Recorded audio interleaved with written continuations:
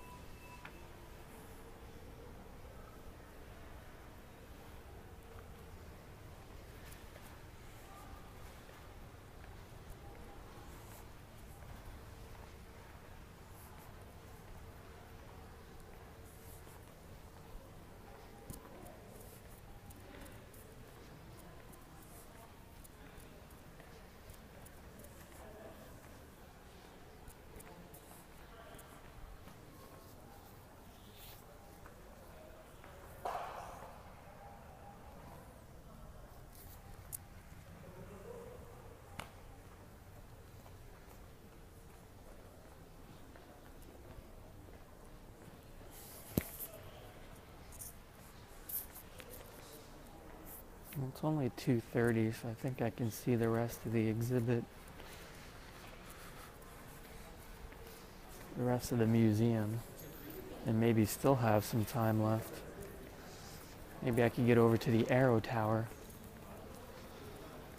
Oh.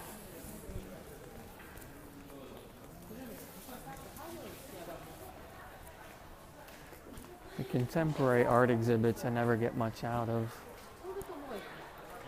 Or special exhibits, a lot of times there's no English. So you kind of just do a perimeter walk.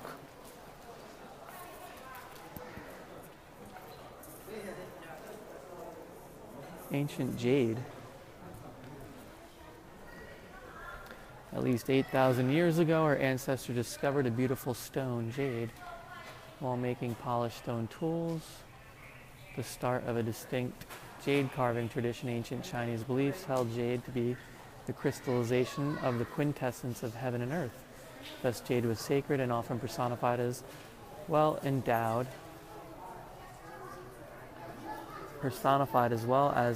with aesthetic values. In remote antiquity, this translucent, elegant stone was not only a symbol of religious piety, wealth, and authority, but also embodied ideal rituals and morals. Following the Qin and Han dynasties, Chinese jades gradually became less sacred and evolved into objects portending good luck and happiness. In 2010, under the auspices of the state administration, 80,000 ancient Chinese jades previously in the repository of the Chinese Cultural Heritage Information Center became part of the National Museum collection. And here are some of the finest of those, Neolithic to Qing.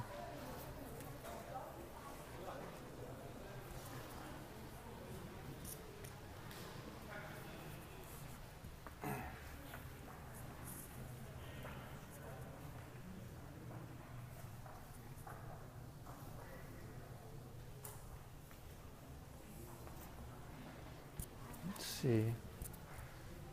Sacrificial rites and power. Character for ritual, Li, inscribed as this character on Shang Dynasty oracle bones, showing 2 strings of jade inside a container for sacrificial offerings. This pictograph suggests that Li was originally meant for sacrificial ritual, in which jade was used in offerings to heaven, earth, and the spirits. Due to its great hardness, it's more laborious to work than ordinary stone. Therefore, only people with authority could allocate manpower to produce jade in large quantity, exquisite and precious objects that spoke of power, status, and wealth. Also has to be mined.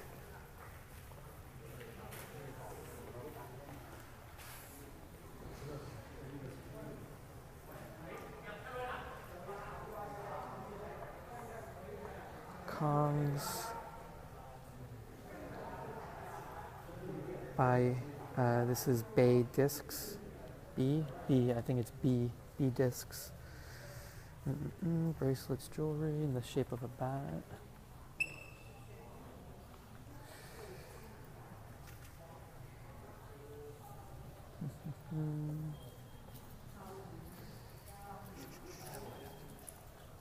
Axe head. I've seen some of these shaped ones that have the bi-discs with sharp edges, serrated edges. Axe head, Kong. I was in San Antonio and they had a bunch of jade. I don't know if it was Chinese or Korean. They had an exhibit. Chinese jade.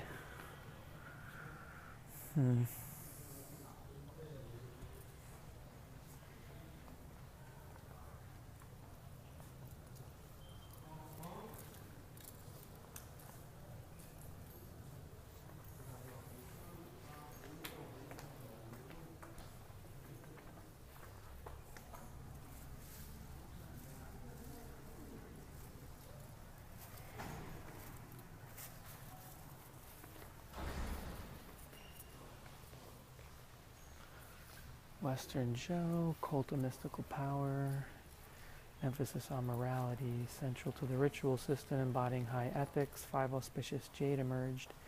The disc with a central round hole, a B, a tablet, Gui, square section tube with round hole, a Kong, half disc, a Huang, and a half tablet, a Zhang, as well as 6 ritual jades used in ceremonies worshipping heaven and earth and the 4 directions. Some natural attributes of jade, such as its smoothness, clear sound, toughness, and soft warm color, were equated with qualities of a virtuous man.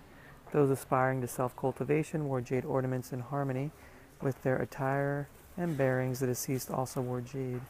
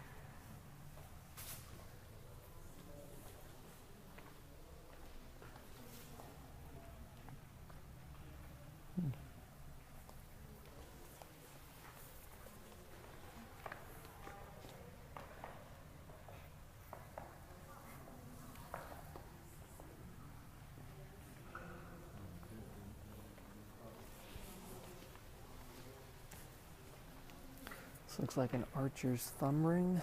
What is that? Pendant.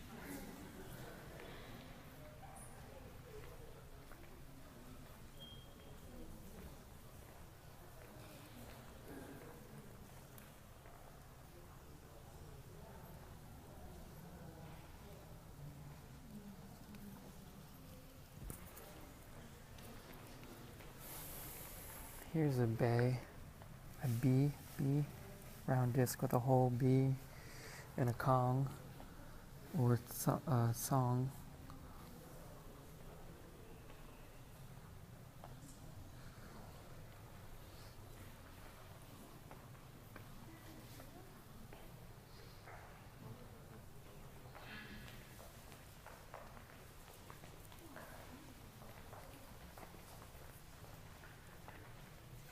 Character for treasure, bow found on Shang Dynasty Oracle bones. Deposits, cowries, jade under a roof. Oh, cowries and jade under a roof. Interesting. Kings, collapse Western Joe, Chin Han, power, guard against evil. Happy marriage, longevity, wealth, luck.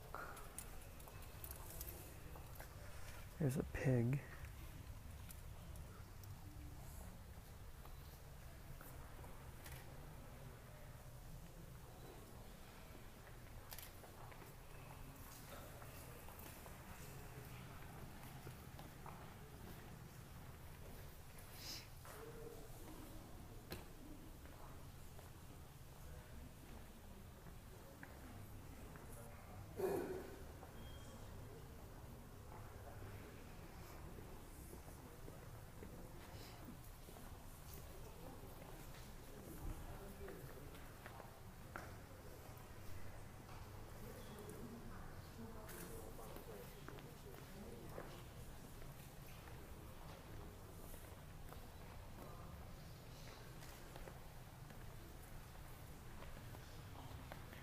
Jade belt.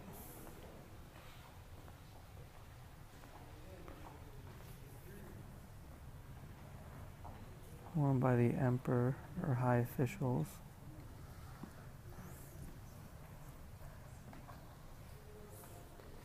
Belt loop.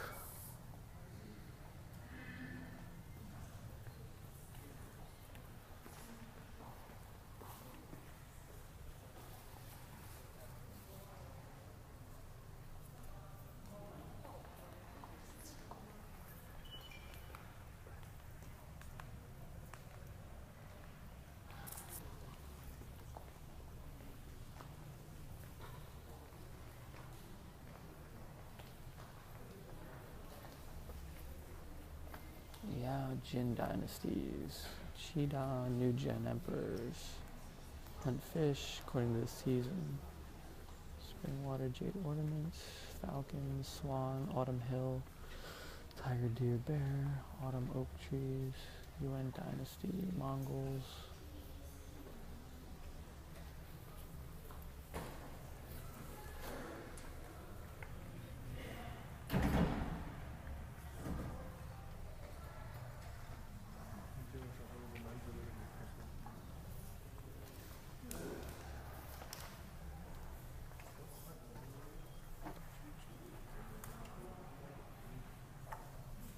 These aren't that great pieces of jade, to be honest. I'm not really impressed.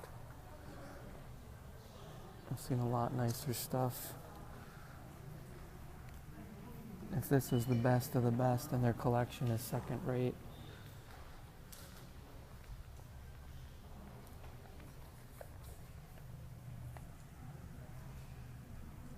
I mean, I guess if you have stuff that is representative of different dynasties, that's special. But I've seen more impressive looking pieces. Much more.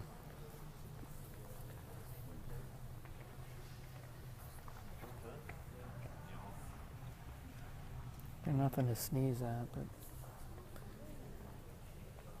wouldn't travel.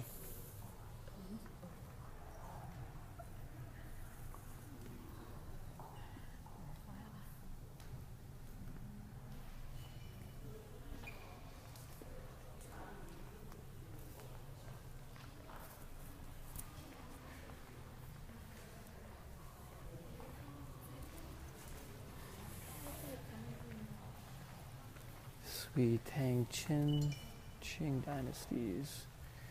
Commonly displayed in the houses of wealthy families, either utilitarian, purely decorative. Carved in an archaic or novel way. Dishes. This is when you start to see more impressive stuff, I guess. Yeah, see, this is what I'm talking about. You start to get into the rich dynasty periods and aristocrats. Emerging middle class. They start carving jade into objects to resemble cups and metalware, ceramic and metalware. That's when you get these crazy objects. Yeah, see, like this stuff's impressive. So I guess it's really when it starts to become impressive is from the Sui dynasty. They start carving huge pieces for the wow factor. Here's a big ruyi. The ruyi is like a Buddhist scepter.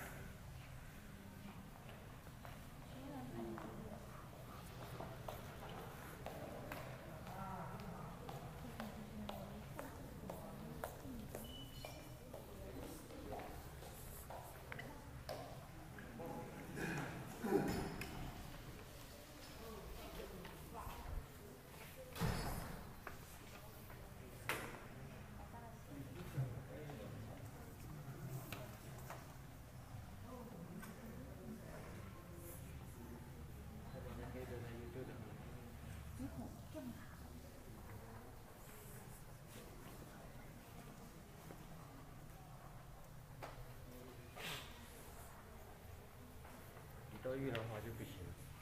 你这玉兰花它是怎么样？真的是发黑的就可以。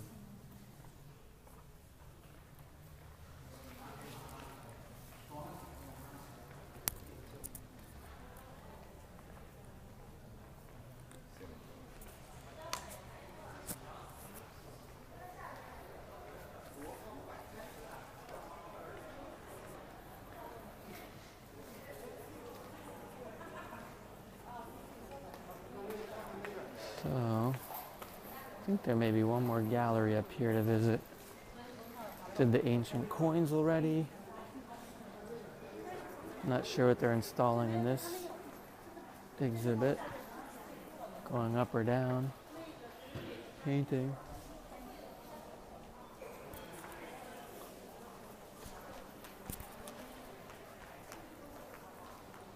Let's see, they have some Kongs here.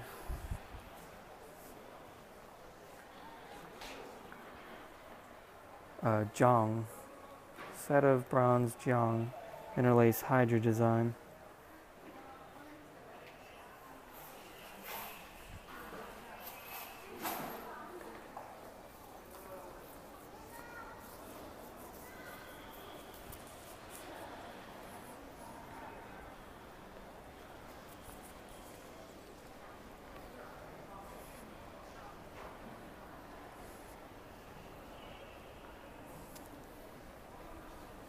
Central Hall 2.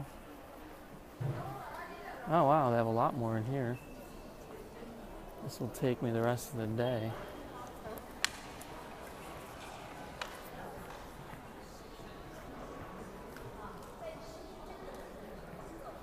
Qingtong. Introduction. Qingtong, or bronze, refers to an alloy of copper and tin in ancient China. More than 5,000 years ago, in Neolithic age, Chinese ancestors were already using bronze implements.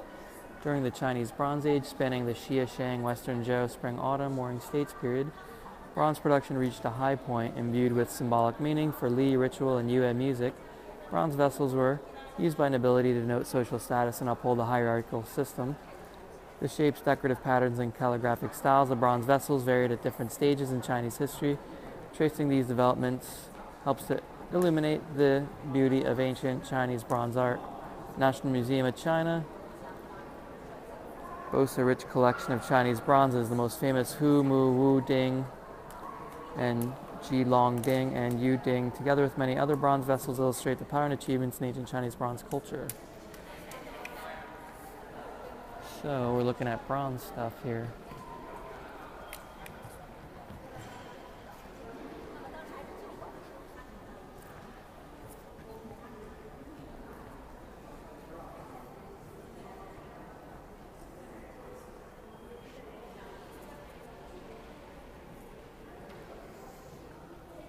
Hu Mu Wu bronze ding food container. Henan province from late Shang dynasty. Wow, it's huge.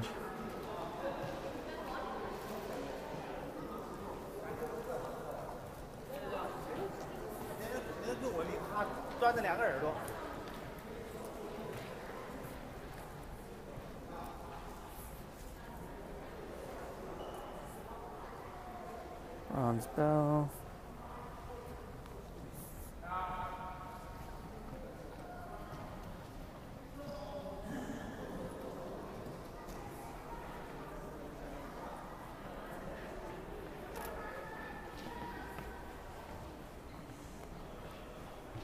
Bronze art in the Shang dynasty.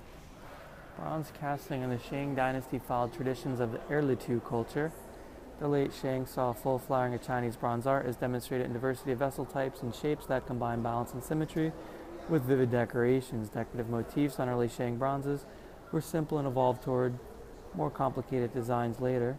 Among them, the grotesque and mysterious Tao Tui animal mask motif was the most common. Late Shang bronzes are characterized by a sharp contrast between elaborate cloud and thunderground designs and sculptural motifs in high relief, sometimes executed in several layers. Beginning in the early Shang, a few symbols or Chinese characters were cast onto bronze vessels, usually to record the temple name of the owner's ancestor.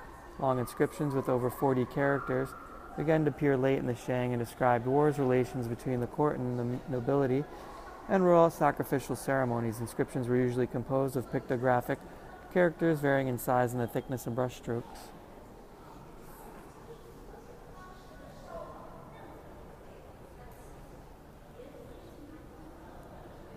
Bronze Yue, late Shang.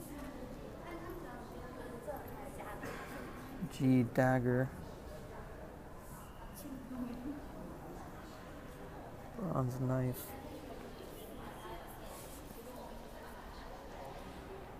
Good, no one's looking at that big one. It's so dark. I think I should stop making videos. It's not worth it. Sometimes. This is pretty well lit. Should just do walkthroughs.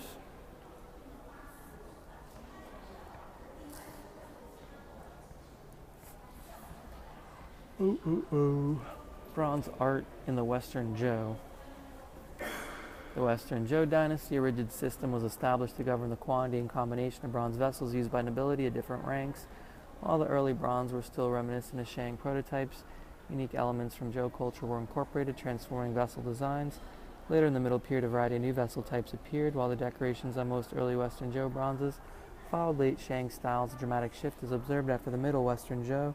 New forms like the Qiangchu curve and Bochu wavy band begin to take the place of the mysterious zoomorphic images and created a trend for abstract and geometric design. Bird motif in various forms, often depicted in elegant flowing manner, become popular as well. Also in the Western Zhou, long inscriptions about contemporary political or military affairs begin to appear on bronzes, usually read top to bottom and right to left. Characters in various sizes were arranged skillfully in rectangular blocks, embodying a conscious emphasis on written stroke.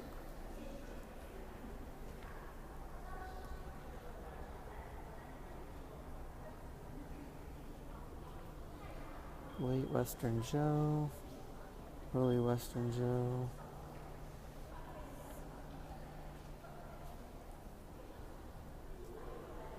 Still in Western Zhou.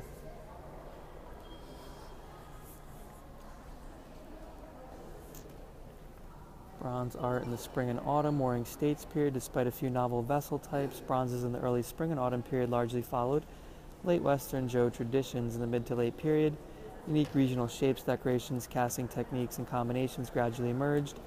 Beginning in the Middle Spring and Autumn period, intricate panchi intertwining dragons became a common motif, in addition to dragon, phoenix, bird, or other animal designs, and hunting scenes inlaid with copper. In this period, vivid depictions of daily activities such as banqueting, singing, dancing, and archery were used to decorate bronzes as well.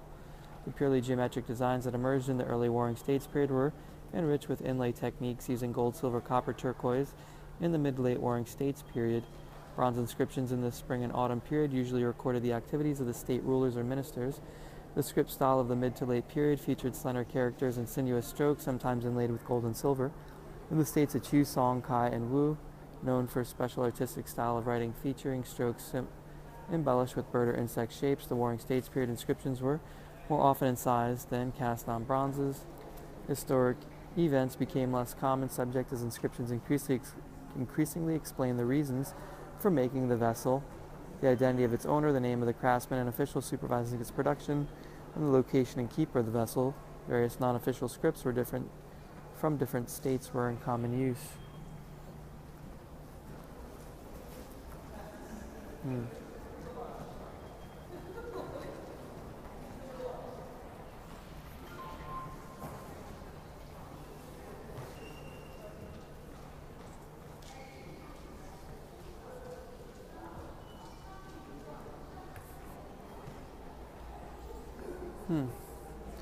Chariot ornaments.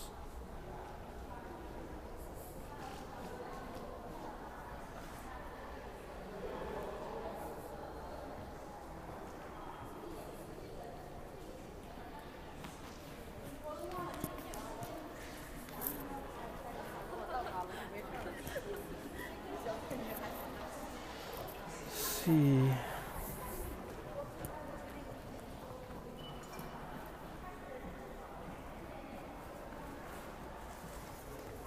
Kai Hu Shen, bronze ding food container with lid.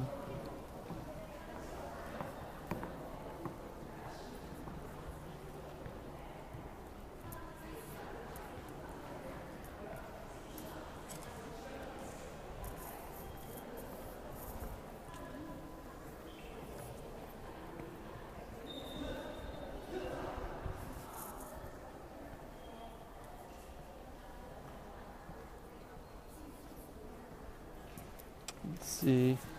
Guess I'll go into the sculpture gallery now. They have this huge space. It's like dwarfs the huge objects. It'd almost be better to put them outside. They'd seem bigger.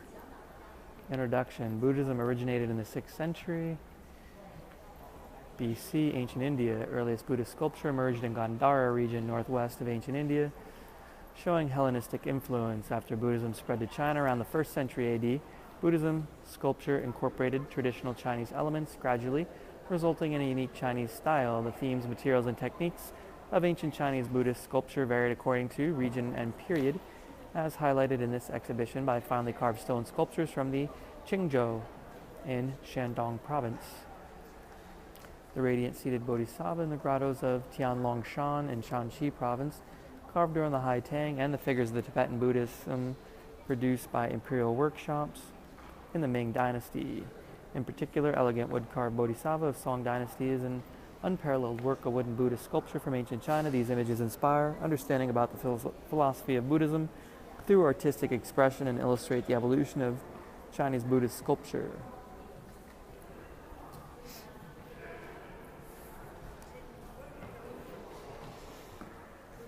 Standing Buddha with 2 bodhisattvas. This type of sculpture was prevalent in Qingzhou between the late Northern Wei and Eastern Wei. The boat-shaped nimbus is commonly decorated with stupa or dragon at the center top and surrounded by flying asparas, celestial beings. The center Buddha is usually dressed in loose kaseya, outer robe with flowing fabric, and stands barefoot on a lotus pedestal. 2 flanking bodhisattvas stand on lotus pedestals supported by lotus leaves.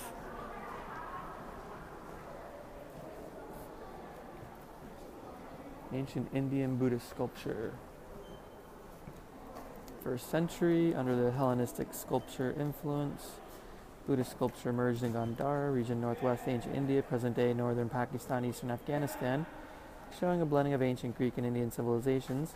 Later Buddhist sculpture tradition formed in ancient India, such as the Gandhara, Mathura, Gupta, and Pala styles. As Buddhist sculpture spread to various regions, different styles were synthesized with local carving techniques and tastes, resulting in distinct regional characteristics. Buddhist sculptures in Swat. Swat, located in northern Gandhara region, present-day Swat River Valley, northern Pakistan, was famous for a unique style of Buddhist sculpture. Swat Buddhist images made prior to the 6th century AD show a combination of Gandhara and Gupta styles from the 6th to 10th century AD. Swat sculpture developed an independent style blending Gandhara and Gupta traditions with those of Central Asia. Swat sculpture features simple forms with strong three-dimensionality and detailed designs, an influential style for Buddhist sculpture in Kashmir and western Tibet and China. Buddhist sculpture in Kashmir. Kashmir, located in the western foothills of the Himalayas, was part of the ancient Gandhara region and was once a Buddhist center in northwest India. Kashmiri Buddhist sculpture was derived from Gandhara traditions and influenced the Gupta style. In the early 6th century AD, Kashmiri sculpture began to incorporate local traditions, creating a distinct, independent style that flourished in the 7th to 8th centuries AD. Kashmiri Buddhist figures are usually made of brass and feature silver or copper decoration on the eyes, lips, and urna, a curl of hair between the eyebrows. They are often seated on a rectangular pedestal supported by columns or muscular male figures and backed by nimbus and aureole in open work.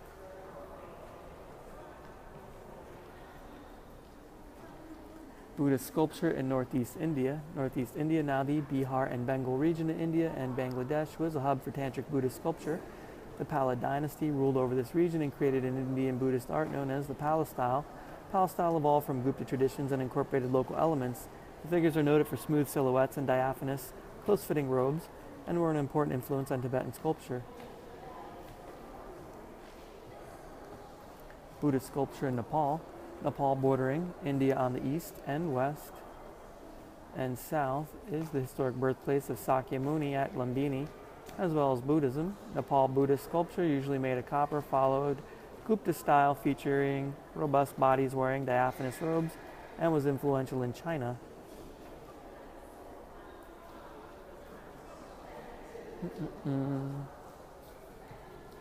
Standing Buddha. During the Northern Way, Qingzhou, Buddhist sculpture was influenced by Chinese art traditions in the south. Buddhist figures were depicted with slim bodies wearing loose-fitting kaseya, outer robe with flowing fabric, in a manner reminiscent of the robes worn by cultivated Shidafu scholar officials of the southern dynasties. Buddhist sculpture of Qingzhou in Shandong province was an important Buddhist center during the period of Jin southern and northern dynasties. Sui and Tang. In 1996, more than 400 Buddhist sculptures were unearthed at Longxing Temple in Qingzhou, dating mainly to the late Northern Wei, Eastern Wei, and Northern Qi dynasties. These figures were skillfully carved with incised lines, relief, intaglio, and open work. Some are painted and embellished with gold leaf. Buddhist sculpture from Qingzhou represents a regional style.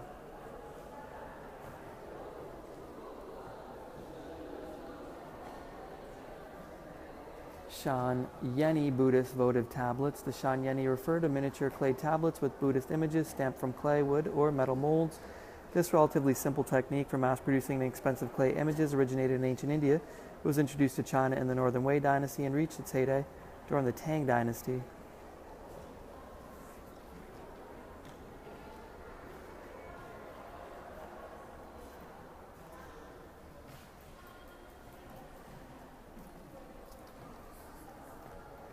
Seated Sayama Tara goddess.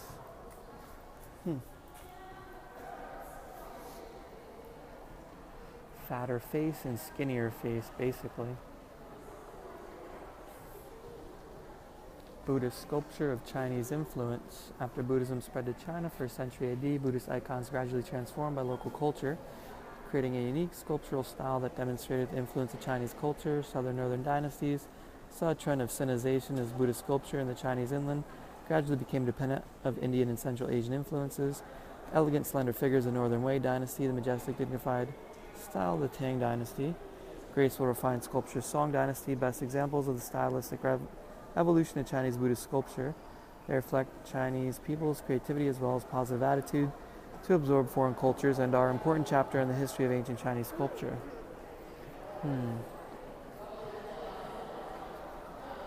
Clay figures, present-day Xinjiang Uyghur Autonomous Region. Important area along one of the routes carrying Buddhism into central China. Around the 4th century AD, Buddhist art in Xinjiang shed the influence from Indian traditions and created a local style. Buddhist sculpture that combines clay modeling and painting is characteristic of this region. Standing Buddha. Stone sculpture. The period spanning the Wei Kingdom, Jin, Southern Northern dynasties, Sui Tang, saw the construction of numerous Buddhist cave sites, including famous grottos at Yungang, Longmeng, Binglingxi, Maijishan, and Qixiashan.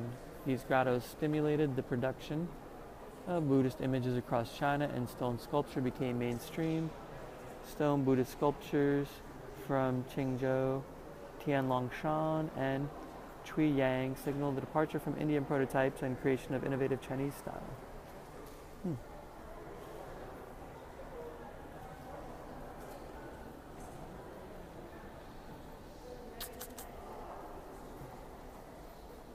Buddhist sculpture from Chuyang, Hebei province, famous for Buddhist sculpture made from a kind of indigenous white marble. Fine texture.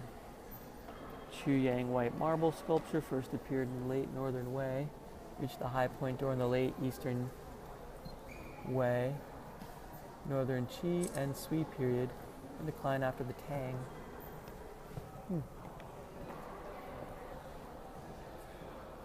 1953, more than 2,200 Buddhist sculptures were unearthed at the Shui Di Temple site, Chuyang. Among these, more than 400 were dated, providing important data about the development of Buddhist sculpture from late Northern Dynasty to Tang.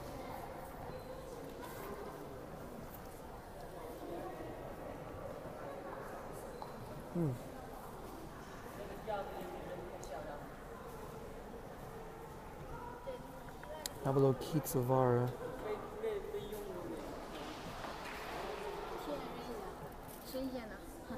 Celestial dancers.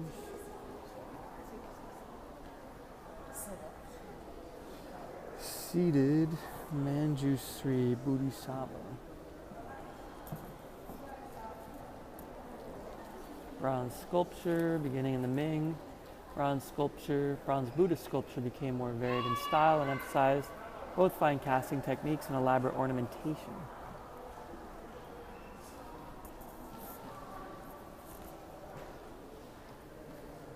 Sculpture of Tibetan Buddhism. After Buddhism spread to Tibet, a new form of religion evolved that synthesized exoteric and esoteric Buddhism with native Tibetan Bon religion. Tibetan Buddhism is prevalent in present-day Tibet, Qinghai, Gansu, Sichuan, Inner Mongolia, Shanxi, Hebei, Liaoning, and other regions. Sculpture of Tibetan Buddhism combines foreign elements from Kashmir, Northeast India, and Nepal and absorbs Buddhist sculpture tradition in Chinese inland. It's regarded as an important part of Chinese Buddhist sculpture. Sculpture of Tibetan Buddhism in various regions. Prior to the 11th century, Tibetan Buddhist images were largely modeled after prototypes from India and Nepal. Beginning in the 14th century, unique Tibetan style gradually took shape and reached a pinnacle during the 15th and 16th centuries. Images produced during this period fell into several regional groups, including Western, Central, Eastern Tibetan, and Mongolian styles. After the 17th century, Tibetan Buddhist sculpture became more stylized with greater surface decoration. At the same time, portraits of eminent monks emerged that were executed in highly realistic manners with superb skill.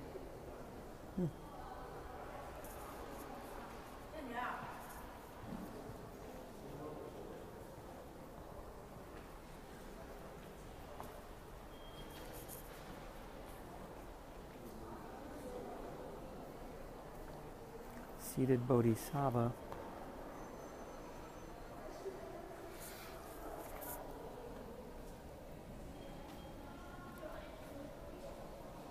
Ming Dynasty.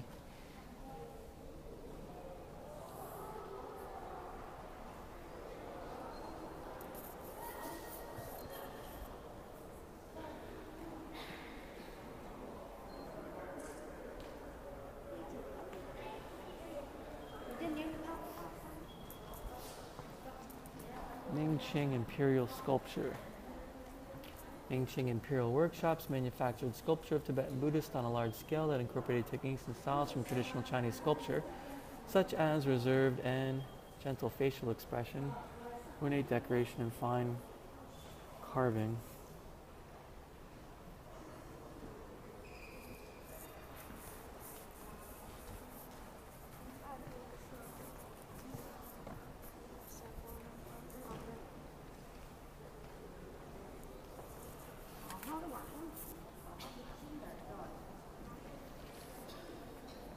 Seated Bodhisattva.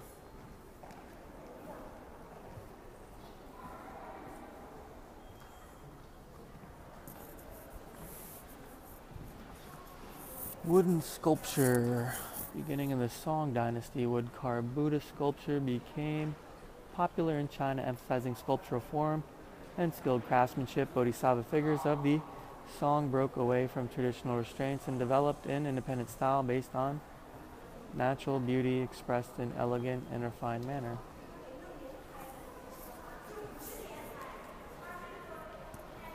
Avalokitesvara head.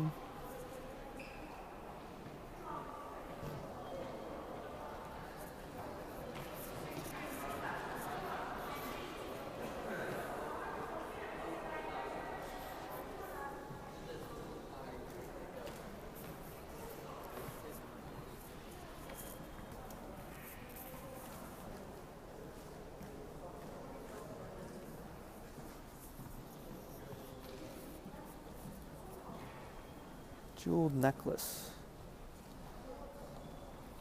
Long strand of pearls from the waist. Lotus flower in the right hand, left foot touching the rock.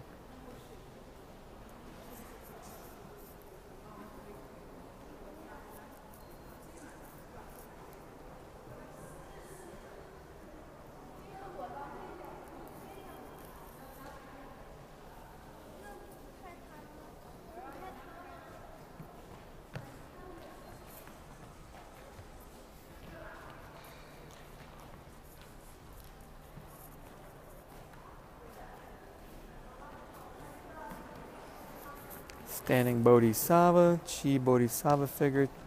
Qingzhou commonly wore magnificent accessories like jeweled necklaces or elaborate beads strung together with pendants that draped over the shoulder.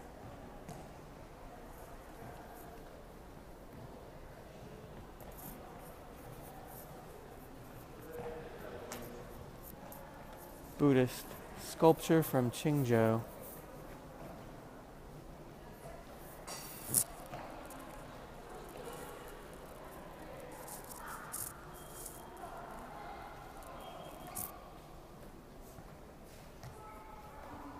Standing Buddha with two bodhisattvas. Dragon lotus. Qingzhou Buddhist sculpture.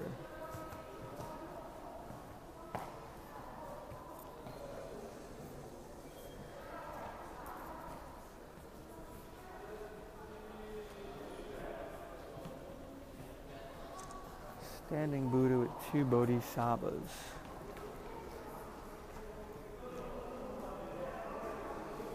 Qingzhou, Shandong province.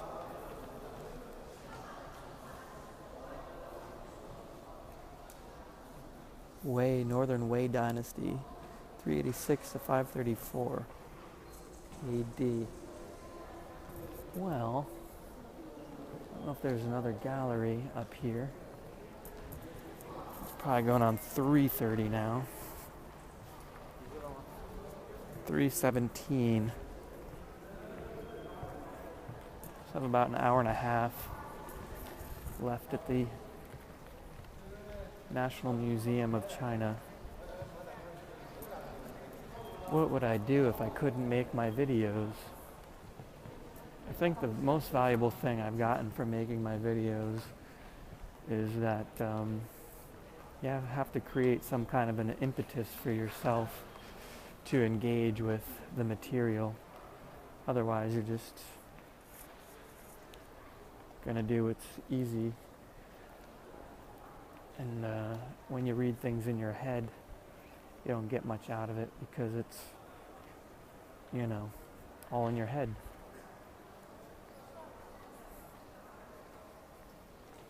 It's hard to, let's see, I already went through these exhibits. The way I wanted to go was the other way. Through the other side. But did they close? No, they didn't close it off. It's this way. Yeah, if you read it out loud, you get a lot more out of it. Although that last exhibit, I was kind of ambling through it because they're talking about small differences between regional variations over 2,000 years of Buddhist sculpture. And the thing that changes the most is it moves away from being very Indian almost entirely to somewhat uniquely Chinese. Then of course the materials evolve somewhat. But a lot of what they talk about is like, let's see what the special exhibit is over here now. Some of this stuff I think is ticketed, that you have to buy tickets for. I think I would get very lonely if I didn't make my videos. Because when you're doing the videos, you're doing it all yourself, And you're talking to yourself though, so you entertain yourself, keep yourself company. And then at night, it gives me something to do where I might not normally have anything to do.